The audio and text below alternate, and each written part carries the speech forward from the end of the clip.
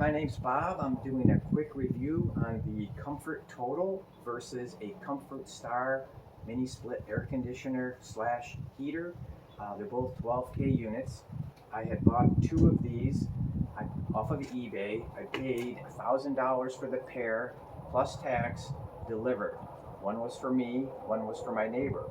After I installed this one, I suggested to him he may want to spend a little bit more money to get something a little bit nicer. And I'm going to go through and explain some of the differences I found in the two as I've installed them. This is the Comfort Star inverter system. This one was $699. It included shipping and the sales tax. So roughly it was about $160 more than the Confortotal. And I'm going to go over, this will be a hasty video because it's already the last week of August. Summer's winding down. I wanted to get this posted so the people that may be purchasing for the summer have a little more information to make an educated decision. So the state where I live requires a disconnect to be outside by the compressor so that it can be powered down without having to go into the home. And I believe that is to protect any service technician.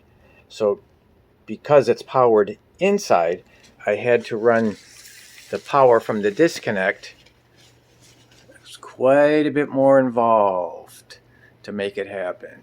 And then into the house. This is the inside view of the Confortotal. It's a 110 volt unit, and you see how it plugs in to the wall. I've never seen that in a mini split. It looks terrible.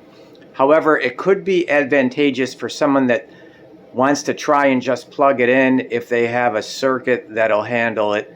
It could save them a lot of money on wiring and hookup. And on the Comfort Star, the disconnect was very easy to run the wire. Much easier. I had considered running a piece of SJ wire, but because it's an inverter and it's not a shielded wire, it's not recommended to have any additional electrical wires running through that with the control wire. So this is the inside view of the Comfort Star. Because everything is powered from the outside, it's a much cleaner, nicer looking installation. And that's the main reason I suggested my neighbor buy something a little bit nicer, because he wants to have a nice looking room where he holds meetings. So on my neighbor's unit, I put a decorative cover over the line set. It was about $70, and I put it on a stand, which was about $70. The stand was kind of nice because it's in almost an alcove. It can breathe a little easier, but I needed an extra foot on the line set, which is the main reason I put it up on the stand.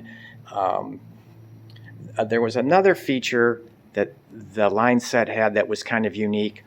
It had a sort of a built-in tube bender on the large return line, because you have to make a pretty sharp bend when you come out of the house, and you can't really put a tube bender on when you have a flare fitting, a flared end.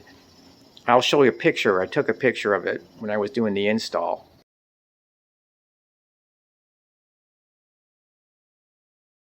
The Confortotal comes with a 12-foot line set.